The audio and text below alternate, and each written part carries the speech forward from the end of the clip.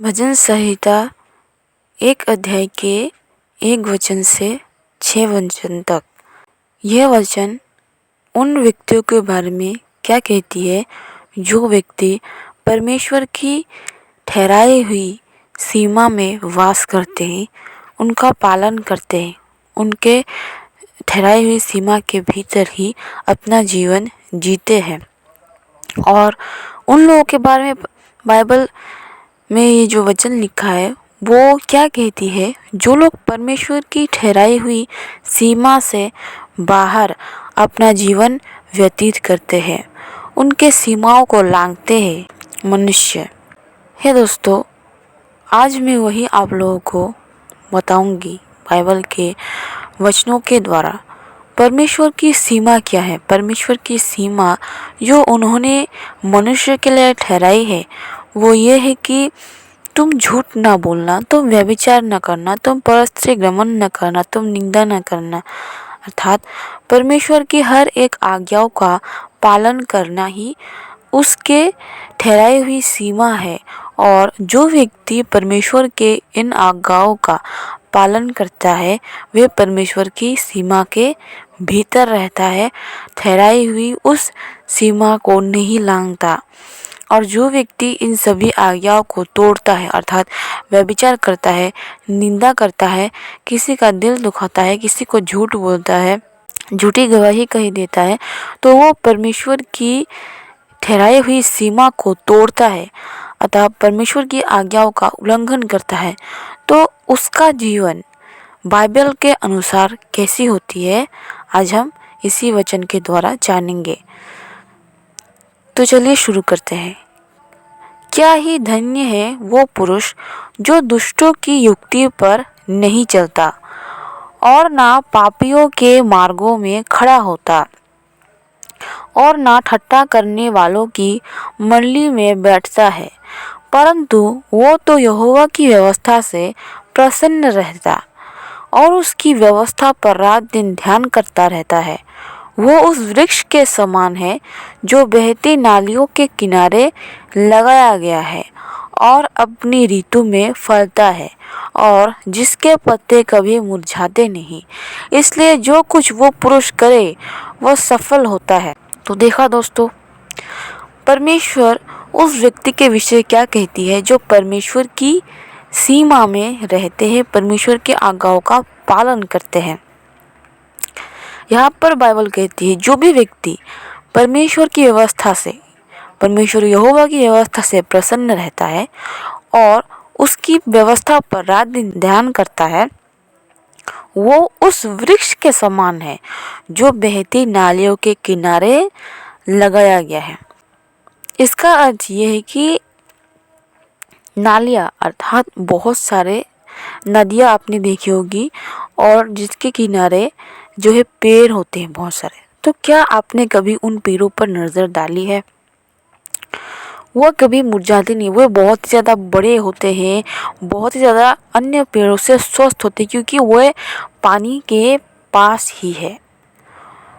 वहाँ पर जो है अनंत सोता है। परमेश्वर का अर्थ यहाँ पर कहना है वो व्यक्ति जो परमेश्वर की आज्ञाओं का पालन करता है, उसकी सीमा में रहता है, वो उस अनंत सोते की तरह है जिसके पास वो है और उस सोते में से वो जितना चाहे ले ले, परंतु फिर भी उसके पास बहुत ही ज़्यादा रह जाएगा, कभी भी ख़त्म नहीं होगा। वो हृष्ट पुष्ट रहेगा और उसको उसके घर में कभी भी कमी घटी महसूस नहीं होगी, कमी घटी नहीं होगी, ना ही कोई बीमारी होगी, क्योंकि यहाँ पर आगे कहता है कि उसके पत्ते कभी मुरझाते नहीं, अर्थात वो कभी भी बीमार नहीं होगा, कभी भी उसके जीवन में दुखदायी विपत्ति वगैरह नहीं आएगी तो छू नहीं सकेगी। देखिए, और ये भी लिखा है कि इसलिए जो कुछ वो पुरुष करे वो सफल होता है। और परमेश्वर की आशीषों के कारण, परमेश्वर की दया करुणा के कारण, उसकी सीमा में बने रहने के कारण, उसके आज्ञाओं का पालन करने के कारण वो जो भी कार्य करेगा वो सफल होगा। दाऊद की कहानी में जोसेफ के कहानी में ये लिखा है कि जोसेफ जो भी कार्य करता था, अर्थात यूसुफ जो भी कार्य करता था, यीशु अर्थात कि परमेश्वर उसके हर एक कार्य को सफल कर देता था। तो यही कारण था कि परमेश्वर उसके कार्य को सफल करता था, क्योंकि वो यूसुफ परमेश्वर की आज्ञा को मानता था। उसने जो है परमेश्वर की आज्ञा पालन के लिए अपने वस्त्र छोड़कर भाग गया और उसके कारण वो जेल में भी गया। अगर कोई दूसरा व्यक्ति होता तो वो इस प्रस्ताव को जो पोतीफर की पत्नी ने उसको दिया था स्वीकार कर लेता और जो वो कहती उसको मान लेता, परंतु यूसुफ ने ऐसा नहीं किया। और वो जानता था कि मैंने जो ये प्रस्ताव ठुकराया है, इसके कारण मेरे जीवन में जो है बहुत कुछ टर्निंग पॉइंट आएगा। तभी भी उसने परमेश्वर के वचन और परमेश्वर की आज्ञाओं का पालन करना नहीं छोड़ा और उसी पर अड़िग रहा। तो दोस्तों, ये वचन हमें यही कहती है कि जो भी व्यक्ति परमेश्वर की आज्ञाओं का पालन करता है, उसकी व्यवस्था पर दिन रात ध्यान करता है, वो उस वृक्ष के समान है जो बहती नालियों के किनारे लगाया गया है और अपनी ऋतु में फलता है। दोस्तों, ऋतु अर्थात सीजन्स होता है। मैंगो का एक सीज़न है, एक एक टाइम पे एक एक फल जिस प्रकार उगता है, ठीक उसी प्रकार जो है परमेश्वर के व्यक्ति भी अपने समय में फलते हैं। इसका अर्थ वे हमेशा से ही फलवंत नहीं होते, उनको कठोर परिश्रम करना पड़ता है। परमेश्वर में कई विपत्तियों का सामना करना पड़ता है, तब जाकर परमेश्वर उनको परखते हैं कि वे उनके लिए सही है या नहीं। परमेश्वर जो आशीषें उनको देने वाले हैं वो उनको संभालने के योग्य है या नहीं। और इसके बाद वे जो है फलवंत होते हैं जब परमेश्वर को लगता है कि वे इस आशीषों के लिए जो मैं उसको दूंगा प्रिपेयर्ड है, अब पूर्ण रूप से तैयार है। अब चलिए जानते हैं कि उन लोगों का क्या होगा जो लोग दुष्ट है, जो लोग परमेश्वर की आज्ञाओं का पालन नहीं करते, जो लोग उनकी सीमाओं को तोड़ते हैं। दुष्ट लोग ऐसे नहीं होते, वे उस भूसी के समान होते हैं जो पवन से उड़ाई जाती है। इस कारण दुष्ट लोग अदालत में स्थिर न रह सकेंगे और न पापी धर्मियों की मंडली में ठहरेंगे, क्योंकि यहोवा धर्मियों का मार्ग जानता है, परंतु दुष्टों का मार्ग नष्ट हो जाएगा। यहाँ पर वचन कहता है कि वो व्यक्ति जो परमेश्वर की आज्ञा को नहीं मानता, उसके सीमा में नहीं रहता, उसकी ठहराई हुई सीमा को तोड़ता है और अपना जीवन व्यतीत करता है, उसका जीवन ऐसा है कि जैसे भूसी के समान हो। भूसी आप समझते हो, जैसे लकड़ी को सासने के बाद जो भी छोटे छोटे उसके पीसेस निकलते हैं लकड़ी के, जो भी बहुत ही हल्के होते हैं, मिट्टी से लगे होते हैं, परंतु जब भी हवा तेज़ बहती है तो वो उड़ जाती है, उड़ने लगती है, बहुत दूर दूर तक कहीं भी चली जाती है।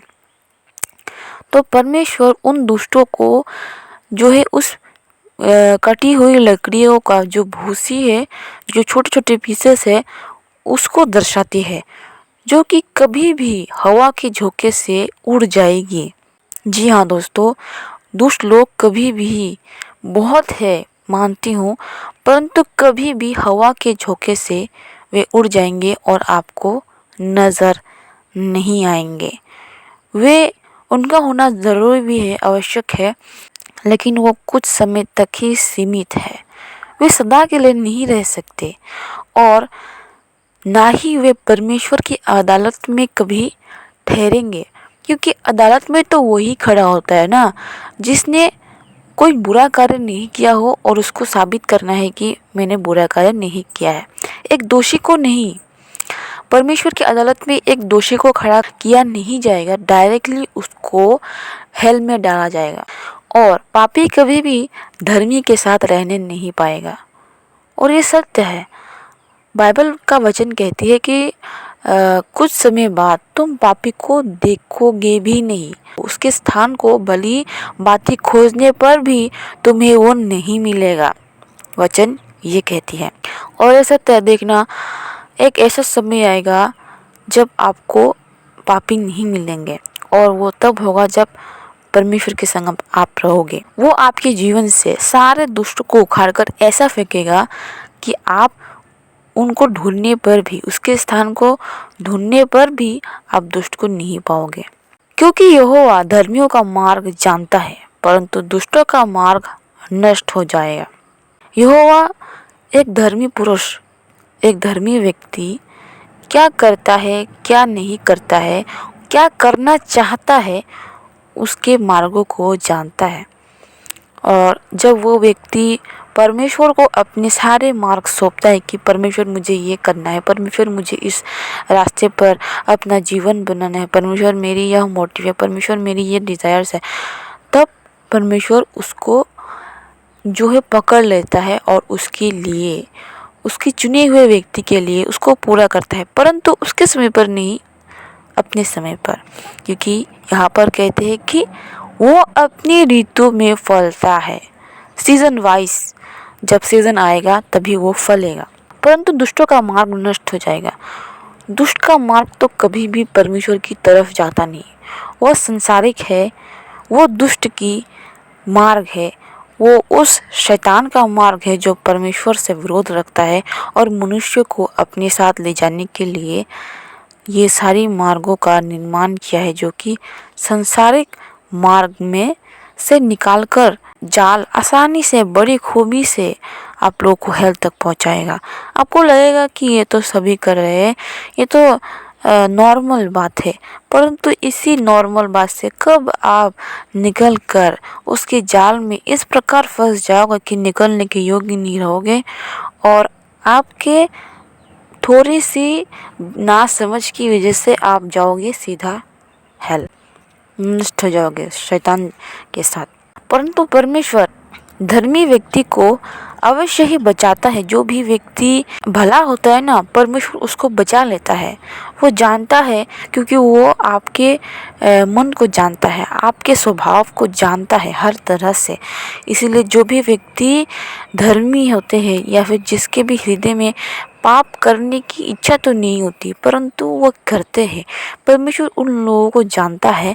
वो जानता है कि कौन कौन लोग उसके वचन के द्वारा फिर सकते हैं, और वो उन्हीं को फिरा लाते हैं किसी भी cost per, with any cost आपको वो वापस लाता है। और दुष्ट तो वो कभी भी सुनता है नहीं, और जो लोग दुष्ट नहीं सुनते उनमें भी, अगर कई लोगों को लगता है कि ना दुष्ट के पास मैं नहीं जाऊंगा वचन का प्रचार करने, क्या ला वो लोग नहीं आएंगे, परंतु शैतान क्या करता है पता है, यही बात तो वो ले लेता है।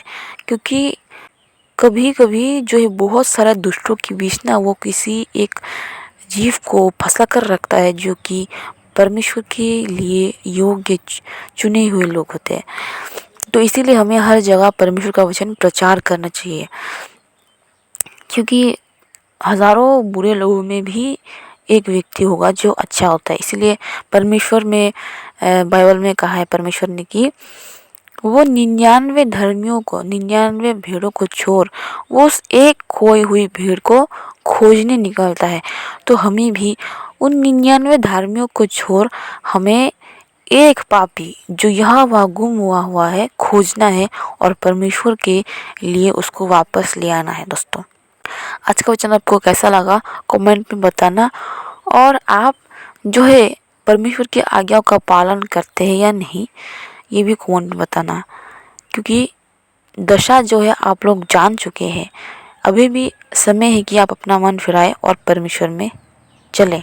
धन्यवाद।